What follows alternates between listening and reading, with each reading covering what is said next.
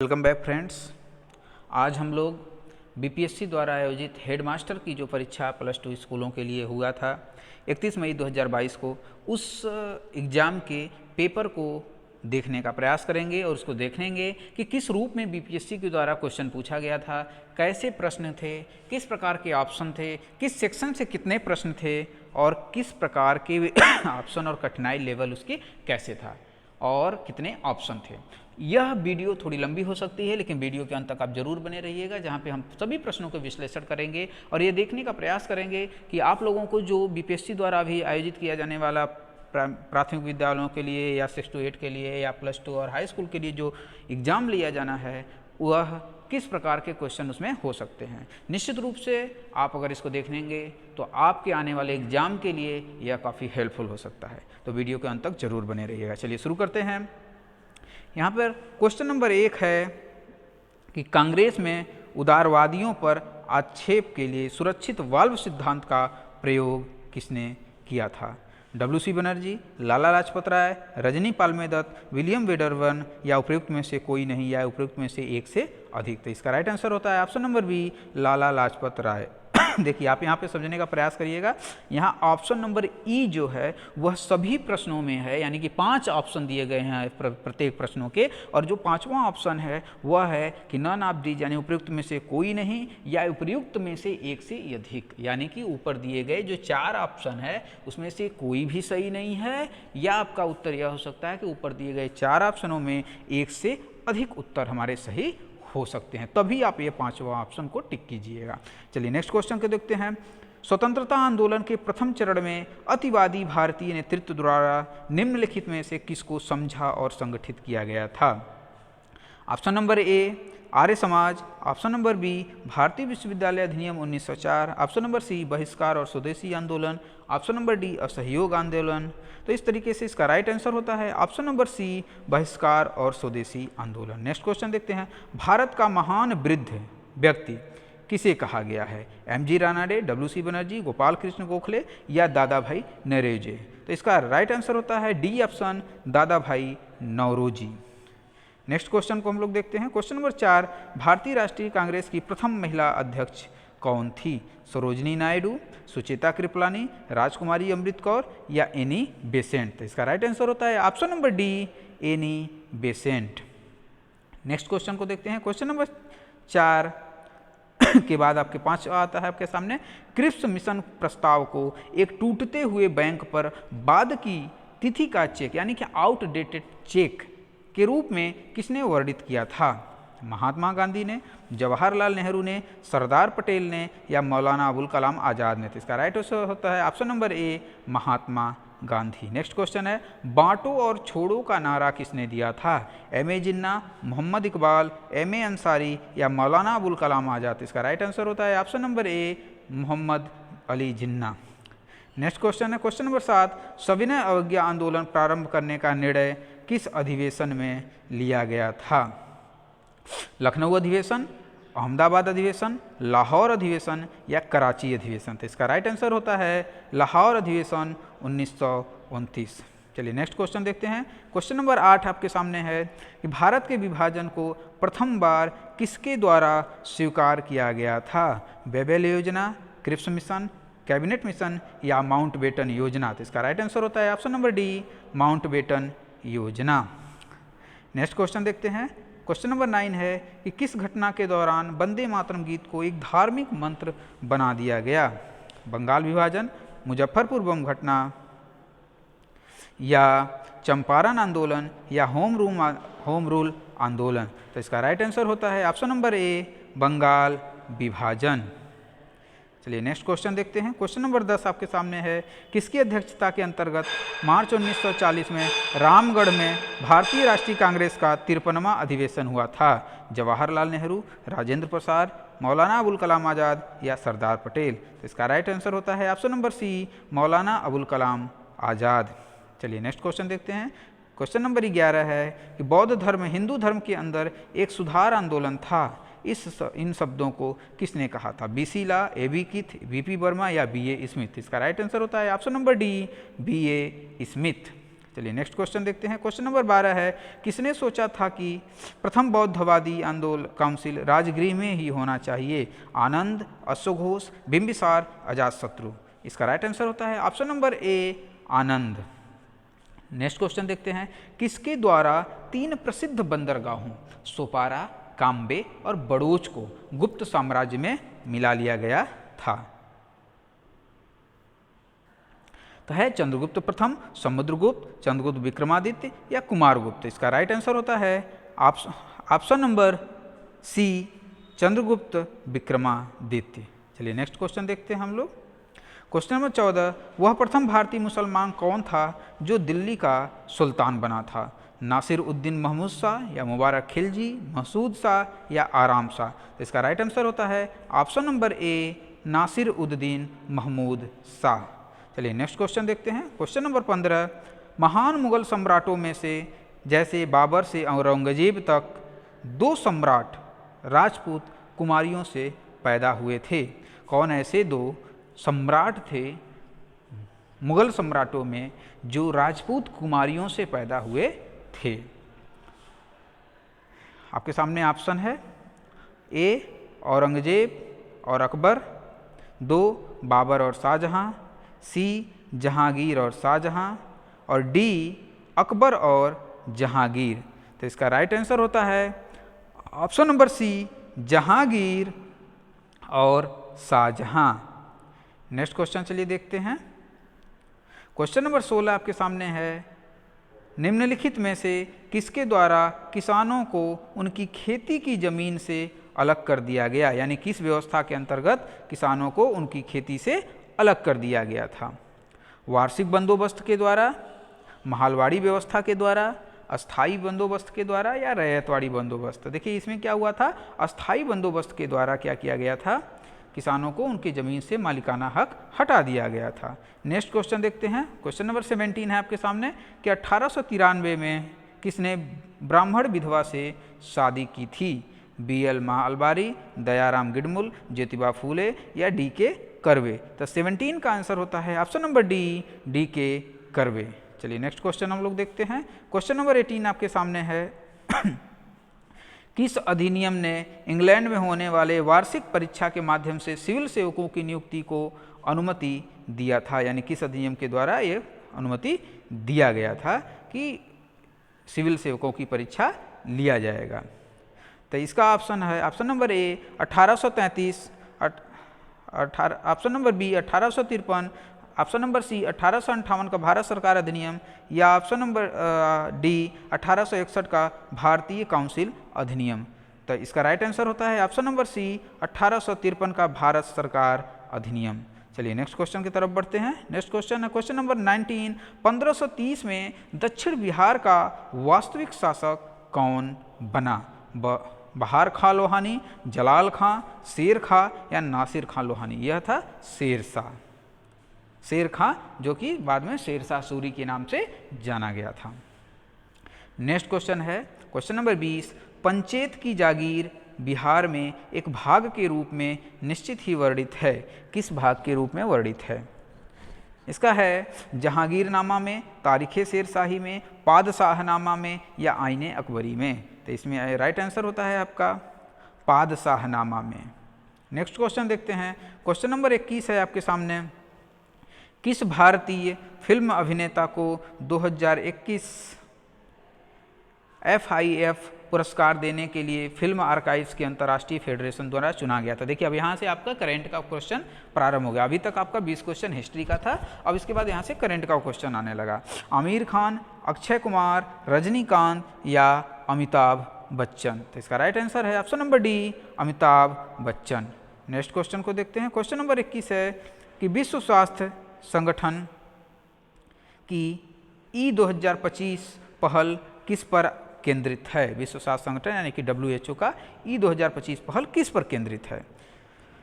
इसके बारे में देखते हैं। पोलियो उन्मूलन है या मलेरिया उन्मूलन है, स्वच्छ पेयजल है, सामुदायिक स्वास्थ्य? तो देखिए पोलियो उन्मूलन जो है हो चुका है, तो इसलिए इसका राइट आंसर होता है ऑप्शन नंबर बी, मलेरिया उन्मूलन। चलिए नेक्स्ट क्वेश्चन देखते हैं। Question number 23, Delhi sports university के प्रथम कुलपति के रूप में किसको नियुक्त किया गया है? दिल्ली यूनिवर्सिटी के, दिल्ली स्पोर्ट्स यूनिवर्सिटी जो बनी है, पहली देश की स्पोर्ट्स यूनिवर्सिटी, उसका प्रथम कुलपति किसको बनाया गया है? इसको बनाया गया है कर्दम मल्लेश्वरी, जो वेट लिफ्टर रही हैं कर्दम मल्लेश्वरी, उनको बनाया गया है। नेक्स्ट क्वेश्चन देखते हैं, क्वेश्चन नंबर 24। वर्ष 2021 में कागज रहित बजट पेश करने वाला भारत का पहला राज्य कौन सा रहा है?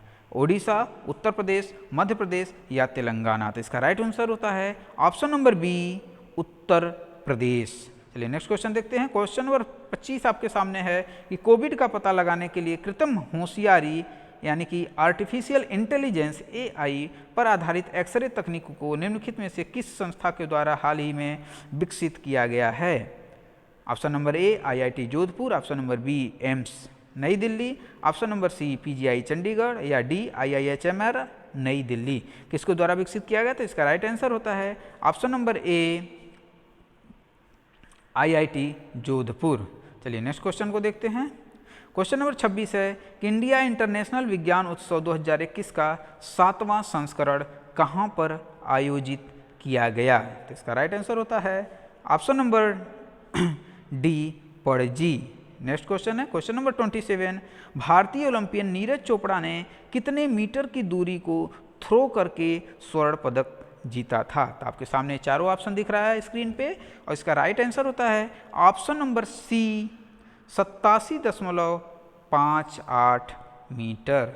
चलिए नेक्स्ट क्वेश्चन देखते हैं। क्वेश्चन नंबर 18 आपके सामने है। वर्ष 2021 के नाटो शिखर सम्मेलन का निम्नलिखित में से क्या एक विषय था? परमाणु हथियारों पर रोक या कोविड-19 का मुकाबला या जैविक हथियारों पर रोक या गठबंधन की एकता को सुदृढ़ करना?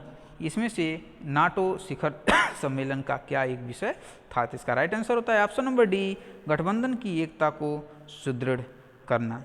चलिए नेक्स्ट क्वेश्चन देखते हैं। Question number 29। नवंबर 2019 के बिहार विधानसभा चुनाव में मतदाताओं की उपस्थिति का प्रतिशत लगभग कितना रहा? पुरुषों और महिलाओं का अलग अलग दिया हुआ है और आप स्क्रीन पे इसके ऑप्शन को भी देख रहे हैं। चलिए इसका राइट आंसर बताते हैं। राइट आंसर होता है ऑप्शन नंबर ए 55% पुरुष और 60% महिला। चलिए नेक्स्ट क्वेश्चन देखते हैं। Question number 30। बिहार की इथेनॉल उत्पादन संवर्धन नीति 2021 में किस राशि तक सब्सिडी का प्रावधान है? 1 करोड़, 3 करोड़, 5 करोड़ या 7 करोड़? तो इसका राइट आंसर होता है ऑप्शन नंबर सी 5 करोड़।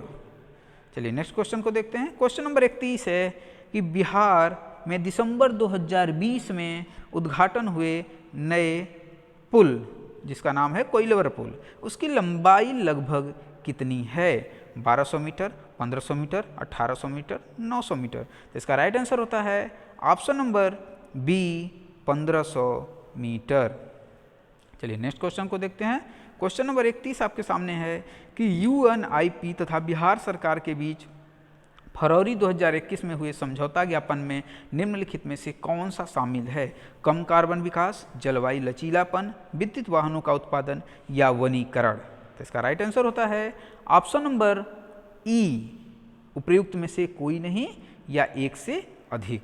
चलिए नेक्स्ट क्वेश्चन को देखते हैं।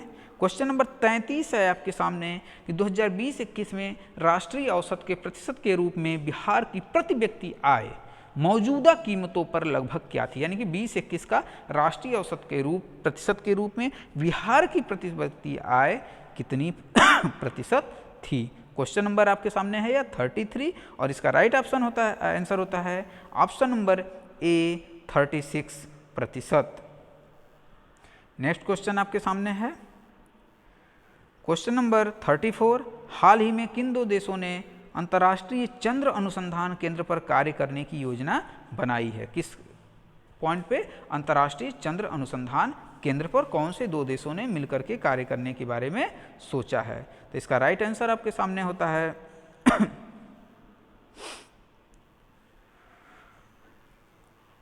ऑप्शन नंबर सी, चीन तथा रूस। नेक्स्ट क्वेश्चन है 35। नवंबर 2020 में हुए G20 की आभासी बैठक की मेजबानी किसके द्वारा किया गया था? बाली, रियाद, हैम्बर्ग या रोम? तो इसका राइट आंसर है ऑप्शन नंबर बी, रियाद। चलिए नेक्स्ट क्वेश्चन देखते हैं। 36 शिक्षा का अधिकार अधिनियम 2009 की धारा 14 निम्नलिखित में से किससे संबंधित है?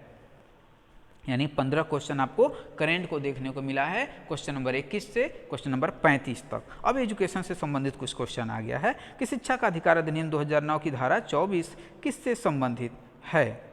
तो इसका राइट आंसर होता है ऑप्शन नंबर डी, शिक्षकों के कर्तव्य और शिकायतों का निवारण। चलिए क्वेश्चन नंबर 37 देखते हैं।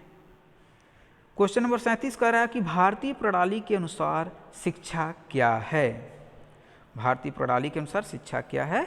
सत्य की तलाश में मानव आत्मा का प्रशिक्षण। देखिए डीएलएड का भी 50 प्रश्न 150 प्रश्नों में डीएलएड से संबंधित यानी शिक्षा से संबंधित 50 प्रश्नों का समावेश हेडमास्टर की परीक्षा में किया गया था, इसलिए यहाँ पर शिक्षा से संबंधित भी कुछ प्रश्न है। अगर आपके पाठ्यक्रम में भी बीपीएससी के द्वारा कुछ शिक्षा से संबंधित टॉपिक रखे जाते हैं तो निश्चित रूप से इसी तरीके से छोटे छोटे क्वेश्चन निकल करके आएंगे, इसलिए आप इसको लास्ट तक जरूर देखिए, क्योंकि अभी आपके लगभग 65 क्वेश्चन जीके जीएस से संबंधित, करंट से संबंधित अभी और बाकी है जो आगे आने वाला है, इसलिए वीडियो के अंत तक आप जरूर बने रहेंगे। क्वेश्चन नंबर 38 है कि निम्नलिखित में से किसने उद्दीपन प्रतिक्रिया संबंध को सीखने का मूल इकाई माना है? यानी कि स्टिमुलस रिस्पांस SR जो थ्योरी है वह किन लोगों के द्वारा दिया गया था? तो यह आप जानते ही हैं कि यह थॉर्नडाइक थे या व्यवहारवादी थे, तो यहाँ पे क्या है? व्यवहारवादी अधिगम का ये सिद्धांत है। 39 है इनमें से कौन सीखने के लिए रचनावादी दृष्टिकोण से जुड़ा है? थॉर्नडाइक, वाइगोटस्की, मास्लो या कार्ल रोजर्स? तो 39 आपके सामने है। 39 का सही आंसर होता है वाइगोटस्की। नेक्स्ट क्वेश्चन देखते हैं। क्वेश्चन नंबर 40 है एक बच्चे की सामाजिक शिक्षा वास्तव में शुरू होती है? बच्चे की सामाजिक शिक्षा कहाँ से शुरू होती है? जैसे ही वो जन्म लेता है, या जैसे ही वह 3 साल की उम्र पार कर लेता है, या जैसे ही उसे नर्सरी के बाद स्कूल में भर्ती करा दिया जाता है, या जैसे ही वह बोलना प्रारंभ करता है? तो राइट आंसर होता है इसका क्वेश्चन ऑप्शन नंबर ए, जैसे ही वह जन्म लेता है वैसे ही उससे सामाजिकता का विकास होने लगता है, वह समाज का एक अंग बन जाता है, सामाजिक व्यक्ति बन जाता है, इसलिए इसका आंसर वही होगा। चलिए 41 पर देखते हैं। निम्नलिखित में से कौन सीखने के अवधारण में सुधार के लिए एक रणनीति के रूप में कार्य करता है? तो इसका राइट आंसर होता है ऑप्शन नंबर बी, विषय वस्तु का सार्थक संगठन। चलिए नेक्स्ट क्वेश्चन देखते हैं। 42 है और थोड़ा सा फास्ट देखने का प्रयास करेंगे जिससे कि आपका कम समय में आप पूरे क्वेश्चन को देख पाएंगे। शिक्षा आयोग 1964-66 का रिपोर्ट का शीर्षक क्या है? आपके सामने स्क्रीन पर सारे ऑप्शन दिख रहे हैं और इसका राइट ऑप्शन है ऑप्शन नंबर डी, शिक्षा और राष्ट्रीय विकास। चलिए नेक्स्ट क्वेश्चन देखते हैं। क्वेश्चन नंबर 43 है निम्नलिखित में से कौन सा शिक्षण के अंतःक्रियात्मक चरण के दौरान किया जाता है? इसका आंसर होगा ऑप्शन नंबर 3, शिक्षार्थियों की रुचियों और क्षमताओं के बारे में निदान। नेक्स्ट क्वेश्चन देखते हैं। क्वेश्चन नंबर 44 आपके सामने है कि एक शिक्षक वास्तव में तब तक नहीं पढ़ा सकता जब तक कि वह स्वयं सीख नहीं रहा है। यह वक्तव्य किसका है? महात्मा गांधी का, रविंद्रनाथ टैगोर का, अरविंदो घोष का या स्वामी विवेकानंद का? तो इसका राइट आंसर होता है option number B, Rabindranath Tagore का। रविंद्रनाथ टैगोर ने ये बातें कही थी कि एक शिक्षक वास्तव में तब तक नहीं पढ़ा सकता है जब तक कि वह स्वयं सीख नहीं रहा हो। नेक्स्ट क्वेश्चन है कि स्वामी विवेकानंद ने निम्नलिखित में से किस अवधारणा पर अधिक बल दिया था? तो उन्होंने मानव निर्माण की शिक्षा की बात कही थी, तो इनका आंसर होता है मानव निर्माण की शिक्षा। नेक्स्ट क्वेश्चन है सहकारी अधिगम की अवधारणा किसने प्रस्तुत किया था? सहकारी अधिगम यानी कि कोलैबोरेटिव लर्निंग की अवधारणा कॉन्सेप्ट किसने दिया था? तो जॉनसन और स्मिथ ने। जॉनसन और स्मिथ। नेक्स्ट क्वेश्चन है कि शिक्षण के अग्रिम आयोजक मॉडल के अनुसार सामग्री को व्यवस्थित करने के लिए निम्नलिखित में से किस सिद्धांत का प्रयोग किया जाता है? आपको चारों ऑप्शन सामने दिख रहे होंगे। इसका राइट आंसर है ऑप्शन नंबर ए, प्रगतिशील भेदभाव का सिद्धांत। नेक्स्ट क्वेश्चन है इनमें से किसने ये सुझाव दिया कि अहंकारवाद छोटे बच्चों के भाषा सीखने को प्रभावित करता है? चॉम्स्की ने, पियाजे ने, स्किनर ने या वाइगोटस्की ने? तो इसके राइट आंसर होता है ऑप्शन नंबर बी, पियाजे ने। चलिए नेक्स्ट क्वेश्चन को देखते हैं। बच्चा परम ब्रह्मांड का एक अभिन्न अंग है, यह किसका दृष्टिकोण है? यथार्थवादियों का, व्यवहारवादियों का, अस्तित्ववादियों का या आदर्शवादियों का? तो यह है आदर्शवादियों का। नेक्स्ट क्वेश्चन हम लोग देखते हैं। क्वेश्चन नंबर 50, रूसों की स्वतंत्रता की अवधारणा को किसके द्वारा स्वीकार नहीं किया गया है? इसका राइट आंसर होता है option number D, John Dewey. John Dewey के द्वारा इसको स्वीकार नहीं किया गया। नेक्स्ट क्वेश्चन है, भारतीय संविधान का कौन सा अनुच्छेद प्राथमिक स्तर पर मातृभाषा में शिक्षा की सुविधा से संबंधित है? यानी कि मातृभाषा में शिक्षा देने की बात प्राथमिक स्तर पर कौन सा अनुच्छेद कहता है? तो इसका राइट आंसर होता है ऑप्शन नंबर बी, अनुच्छेद 350 का ए। नेक्स्ट क्वेश्चन है, पुस्तक द लाइफ डिवाइन की रचना किसने किया है? इसका राइट आंसर होता है option number C, Aurobindo Ghosh. चलिए नेक्स्ट क्वेश्चन देखते हैं।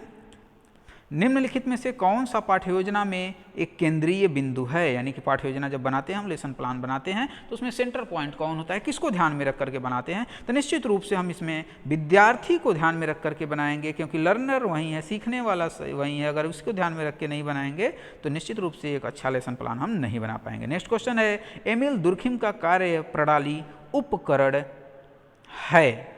इसका राइट आंसर होता है ऑप्शन नंबर बी, सामाजिक तथ्य।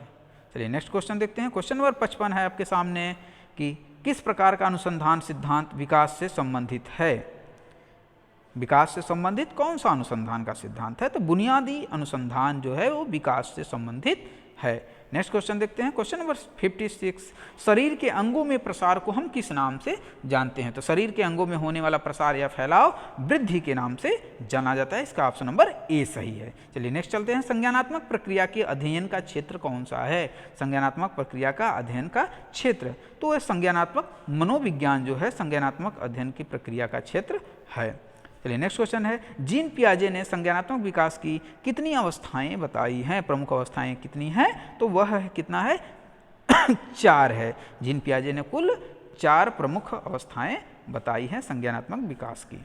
चलिए नेक्स्ट क्वेश्चन देखते हैं। क्वेश्चन नंबर 59, सार्वभौमिक बुद्धि पद पर सबसे पहले किसने गढ़ा था? किसने सबसे पहले सार्वभौमिक बुद्धि पद बताया था? तो इसमें से क्या होगा? इसमें से ऑप्शन यह एक से अधिक हो गया, गॉलमन थे तो बी और सी दोनों हो जाएगा, इसका मतलब एक से अधिक हो जाएगा। चलिए क्वेश्चन नंबर 60 देखते हैं। 60, क्वेश्चन नंबर 60।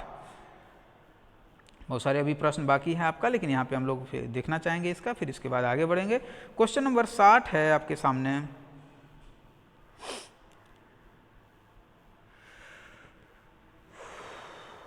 साठ में है कि सार्वभौमिक बुद्धि के मॉडल में कितनी सार्वभौमिक क्षमताएं शामिल हैं? 10, 20, 30, 40। तो इसका राइट आंसर होता है ऑप्शन नंबर बी, 20। चलिए 61 देखते हैं। विद्यार्थियों की सीखने की कठिनाइयों को पहचान करने के लिए किस प्रकार के आकलन का उपयोग किया जाता है? ऑप्शन नंबर डी, नैदानिक आकलन। इसके द्वारा हम उसकी कठिनाई को समझ सकते हैं। क्वेश्चन नंबर 62 देखते हैं। किस प्रकार का बुद्धिमान व्यक्ति चित्रों, आकृतियों और आकारों का सटीक वर्णन कर लेता है? तो वह क्या होता है? स्थानिक बुद्धि का जो छात्र होता है, व्यक्ति होता है, वह ऐसे कर लेता है। नेक्स्ट है, बच्चों के किस आयु वर्ग के लिए शिक्षा का अधिकार अधिनियम एक मौलिक अधिकार बनाया गया? 6 से 14 साल, यानी ऑप्शन नंबर सी। चलिए नेक्स्ट क्वेश्चन देखते हैं। निम्नलिखित में कौन सा बचपन के दौरान बौद्धिक विकास की एक विशेषता है? इसका ऑप्शन हो जाएगा ऑप्शन नंबर सी, मूर्त सामग्री के संबंध में तर्क विकसित होना। नेक्स्ट क्वेश्चन देखते हैं। कोहलबर्ग के अनुसार निम्नलिखित में से कौन सा नैतिक विकास का एक चरण नहीं है? तो उन्होंने पूर्व परंपरागत स्तर, परंपरागत स्तर और पश्च परंपरागत स्तर बताया था, यानी कि ऑप्शन नंबर बी, फॉलिक चरण नहीं होगा। चलिए नेक्स्ट क्वेश्चन देखते हैं। क्वेश्चन नंबर 66, वृद्धि और विकास में निम्नलिखित में से कौन सा कथन सही नहीं है? यानी 66 क्वेश्चन का ऑप्शन नंबर बी हो जाएगा। वृद्धि पर्यावरण का एक कार्य है, ऐसा नहीं है। वह प्राकृतिक चीज है, जिनके द्वारा है वह पर्यावरण के द्वारा प्रभावित नहीं होता है। नेक्स्ट क्वेश्चन चलते हैं, देखते हैं। Question number 67, option number A, पियाजे के अनुसार संरक्षण की प्रक्रिया संज्ञानात्मक विकास के निम्नलिखित में से किस चरण में आता है? तो मूर्त संक्रियात्मक चरण में आता है। कौन सा? संरक्षण की प्रक्रिया। क्वेश्चन नंबर नेक्स्ट है 68, निम्नलिखित में से कौन सा किशोरों के बारे में एक रूढ़िबद्ध धारणा है, यानी स्टीरियोटाइप है, पहले से ही हम धारणा बना लेते हैं किसी व्यक्ति के बारे में, तो वह कौन सा है? वे विद्रोही होते हैं, उनके पास अत्यधिक कल्पना होती है, वे दिखने में अजीब होते हैं, या वे लापरवाह होते हैं। देखिए किशोरों के बारे में यह पहले से ही है कि वे किशोरावस्था में बहुत ज़्यादा कल्पनाशील होते हैं, यह एक रूढ़िबद्ध धारणा बना लेते हैं पहले से ही। नेक्स्ट क्वेश्चन, निम्नलिखित में से कौन सा कारक समाजीकरण का विरोध करता है? तो 69 का सही आंसर होता है ऑप्शन नंबर ए, असुरक्षा। नेक्स्ट क्वेश्चन है, निम्नलिखित में से कौन सी अवस्था बच्चों का अपने समकक्ष समूहों में शामिल होना दर्शाता है? इसका राइट आंसर होता है ऑप्शन नंबर सी, किशोरावस्था। इसी में वो गैंग बनाने लगते हैं, समूह बनाने लगते हैं। क्वेश्चन नंबर 71 देखते हैं 71 कि स्मृति स्तर और बोध स्तर के शिक्षण मॉडल के सिंटैक्स में कौन सा चरण प्रमुख रूप से है? तो वहाँ है प्रेजेंटेशन, यानी कि option number D. Next question है, एक डिस्लेक्सिक शिक्षार्थी निम्नलिखित में से किससे पीड़ित होता है? तो इसका ऑप्शन होता है ऑप्शन नंबर ए, भाषा प्रसंस्करण में कठिनाई, यानी कि डिस्लेक्सिक जो विद्यार्थी होता है, डिस्लेक्सिया से पीड़ित होता है, वो भाषा से पीड़ित होता है। 73 निम्नलिखित में से कौन सा रेटिंग पैमानों की सीमा है? 73 का ऑप्शन सही होता है ऑप्शन नंबर बी, मानवीय निर्णयों पर आधारित रेटिंग। नेक्स्ट क्वेश्चन है, निम्नलिखित में से कौन सा प्रावधान धीमे शिक्षार्थियों को शिक्षित करने का सबसे अच्छा तरीका होता है? इसका ऑप्शन सही होता है ऑप्शन नंबर डी, उपचारात्मक शिक्षण, यानी कि रिमेडियल टीचिंग। 75 है, शिक्षा का अधिकार अधिनियम 2009 शिक्षक के लिए प्रति सप्ताह काम के कितने न्यूनतम घंटों की बात करता है? तो यह बात करता है 45 घंटे, यानी सप्ताह में 45 घंटे। नेक्स्ट है, पत्राचार के माध्यम में से सीखना एक प्रकार की कैसी शिक्षा है? तो वह नॉन फॉर्मल शिक्षा है, गैर औपचारिक शिक्षा है। क्वेश्चन नंबर 77 आपके सामने दिख रहा है कि छिपा पाठ्यक्रम यानी गुप्त पाठ्यक्रम का जनक किसे माना जाता है? छिपा पाठ्यक्रम का जनक किसे माना जाता है? Philip W Jackson, option number A. Next question है, भारत में 10+2+3 शिक्षा के पैटर्न की सिफारिश किसके द्वारा किया गया था, यानी किस आयोग के द्वारा किया गया था? इसका आंसर होता है ऑप्शन नंबर सी, कोठारी आयोग, जिसका अध्यक्ष थे दौलत सिंह कोठारी, और 64 में ये बना था, 66 में कंप्लीट हुआ था दौलत सिंह कोठारी। नेक्स्ट क्वेश्चन है, दर्शन शास्त्र में एक्सियोलॉजी निम्नलिखित में से किससे संबंधित है? 79 का इसका राइट आंसर सही होता है ऑप्शन नंबर सी, मूल्य। नेक्स्ट क्वेश्चन आता है